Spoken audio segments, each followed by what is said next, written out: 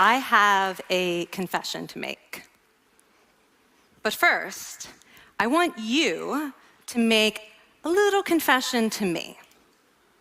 In the past year, I want you to just raise your hand if you've experienced relatively little stress. Anyone?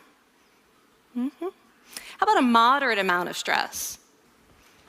Who's experienced a lot of stress? Yeah, me too. But that is not my confession.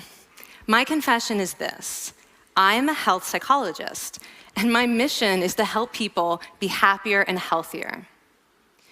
But I fear that something I've been teaching for the last 10 years is doing more harm than good, and it has to do with stress. For years, I've been telling people stress makes you sick. It increases the risk of everything from the common cold to cardiovascular disease. Basically, I've turned stress into the enemy. But I've changed my mind about stress, and today, I want to change yours. Let me start with the study that made me rethink my whole approach to stress. This study tracked 30,000 adults in the United States for 8 years, and they started by asking people, how much stress have you experienced in the last year? They also asked, do you believe that stress is harmful for your health? And then they used public death records to find out who died.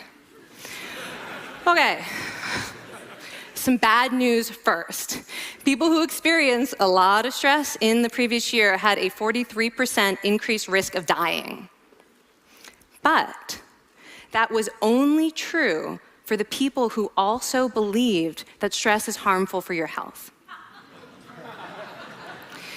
People who experienced a lot of stress but did not view stress as harmful were no more likely to die. In fact, they had the lowest risk of dying of anyone in the study, including people who had relatively little stress. Now, the researchers estimated that over the 8 years they were tracking deaths, 182,000 Americans died prematurely, not from stress, but from the belief that stress is bad for you. That is over 20,000 deaths a year. Now, if that estimate is correct, that would make believing stress is bad for you the 15th largest cause of death in the United States last year, killing more people than skin cancer, HIV, AIDS, and homicide. You can see why this study freaked me out. Here I've been spending so much energy telling people stress is bad for your health. So this study got me wondering, can changing how you think about stress make you healthier? And here the science says yes. When you change your mind about stress, you can change your body's response to stress. Now, to explain how this works, I want you all to pretend that you are participants in a study designed to stress you out. It's called the social stress test. You come into the laboratory, and you're told you have to give a 5-minute impromptu speech on your personal weaknesses to a panel of expert evaluators sitting right in front of you. And to make sure you feel the pressure, there are bright lights and a camera in your face, kind of like this. And the evaluators have been trained to give you discouraging nonverbal feedback, like this.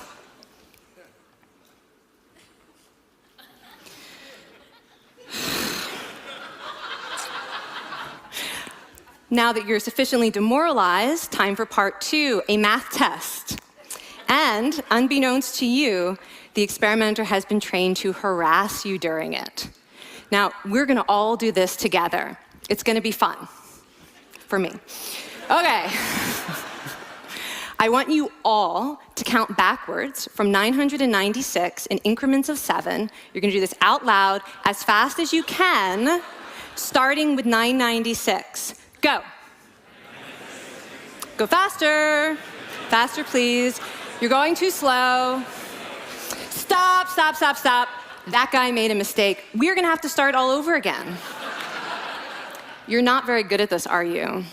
Okay, so you get the idea. Now, if you were actually in this study, you'd probably be a little stressed out. Your heart might be pounding, you might be breathing faster, maybe breaking out into a sweat. And normally we interpret these physical changes as anxiety or signs that we aren't coping very well with the pressure. But what if you viewed them instead as signs that your body was energized, was preparing you to meet this challenge? Now, that is exactly what participants were told in a study conducted at Harvard University. Before they went through the social stress test, they were taught to rethink their stress response as helpful. That pounding heart is preparing you for action. If you're breathing faster, it's no problem. It's getting more oxygen to your brain. And participants who learned to view the stress response as helpful for their performance, well, they were less stressed out, less anxious, more confident. But the most fascinating finding to me was how their physical stress response changed. Now, in a typical stress response, your heart rate goes up and your blood vessels constrict like this. And this is one of the reasons that chronic stress is sometimes associated with cardiovascular disease. It's not really healthy to be in this state all the time. But in the study, when participants viewed their stress response as helpful, their blood vessels stayed relaxed like this. Their heart was still pounding, but this is a much healthier cardiovascular profile. It actually looks a lot like what happens in moments of joy and courage. Over a lifetime of stressful experiences, this one biological change could be the difference between a stress-induced heart attack at age 50 and living well into your 90s. And this is really what the new science of stress reveals, that how you think about stress matters. So my goal as a health psychologist has changed. I no longer want to get rid of your stress. I want to make you better at stress. And we just did a little intervention. If you raised your hand and said you'd had a lot of stress in the last year, we could have saved your life. Because hopefully the next time your heart is pounding from stress, you're going to remember this talk, and you're going to think to yourself, this is my body helping me rise to this challenge. And when you view stress in that way, your body believes you, and your stress response becomes healthier. Now, I said I have over a decade of demonizing stress to redeem myself from. So we are going to do one more intervention. I want to tell you about one of the most underappreciated aspects of the stress response. And the idea is this: stress makes you social.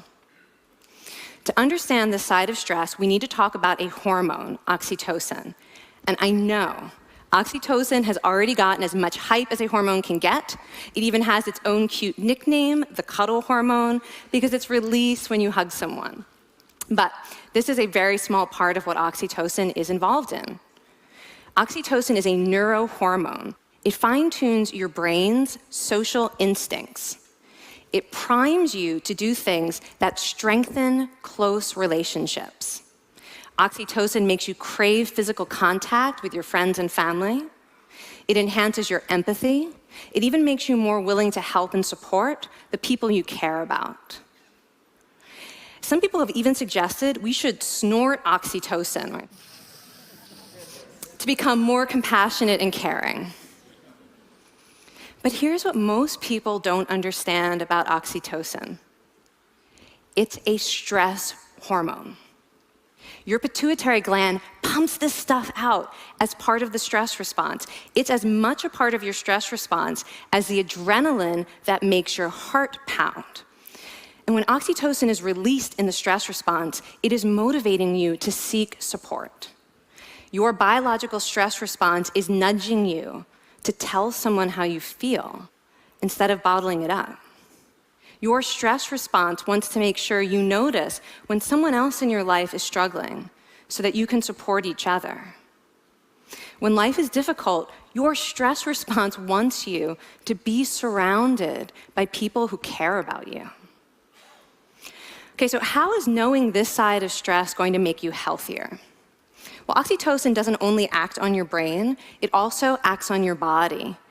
And one of its main roles in your body is to protect your cardiovascular system from the effects of stress. It's a natural anti-inflammatory. It also helps your blood vessels stay relaxed during stress. But my favorite effect on the body is actually on the heart. Your heart has receptors for this hormone. And oxytocin helps heart cells regenerate and heal from any stress-induced damage. This stress hormone strengthens your heart. And the cool thing is that all of these physical benefits of oxytocin are enhanced by social contact and social support. So when you reach out to others under stress, either to seek support or to help someone else, you release more of this hormone, your stress response becomes healthier, and you actually recover faster from stress.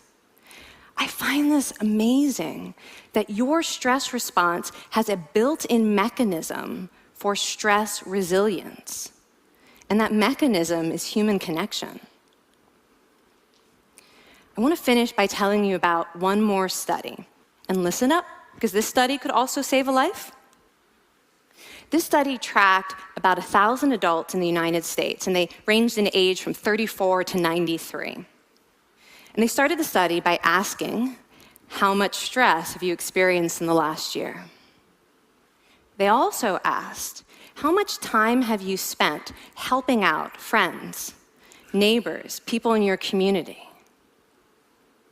And then they used public records for the next 5 years to find out who died. Okay, so the bad news first. For every major stressful life experience, like financial difficulties or family crisis, that increased the risk of dying by 30%. But, and I hope you are expecting a but by now, but that wasn't true for everyone. People who spent time caring for others showed absolutely no stress-related increase in dying, 0. Caring created resilience. And so we see once again that the harmful effects of stress on your health are not inevitable. How you think and how you act can transform your experience of stress. When you choose to view your stress response as helpful, you create the biology of courage. And when you choose to connect with others under stress, you can create resilience. Now, I wouldn't necessarily ask for more stressful experiences in my life, but this science has given me a whole new appreciation for stress. Stress gives us access to our hearts. The compassionate heart that finds joy and meaning in connecting with others. And yes, your pounding physical heart working so hard to give you strength and energy. And when you choose to view stress in this way, you're not just getting better at stress, you're actually making a pretty profound statement. You're saying that you can trust yourself to handle life's challenges. And you're remembering that you don't have to face them alone. Thank you. Thank you.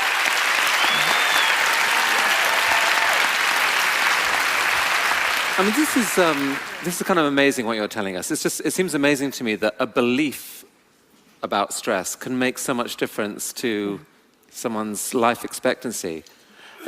How would that extend to advice? Like if someone's making a lifestyle choice between, say, a stressful job and a non-stressful job, does it matter that which way they go, that it's equally wise to go for the stressful job so long as you believe that you can handle it in some sense? Yeah, and one thing we know for certain is that chasing meaning is better for your health than trying to avoid discomfort.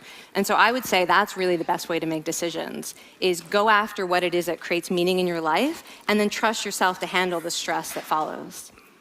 Thank you so much, Kelly. Thank you. It's really cool.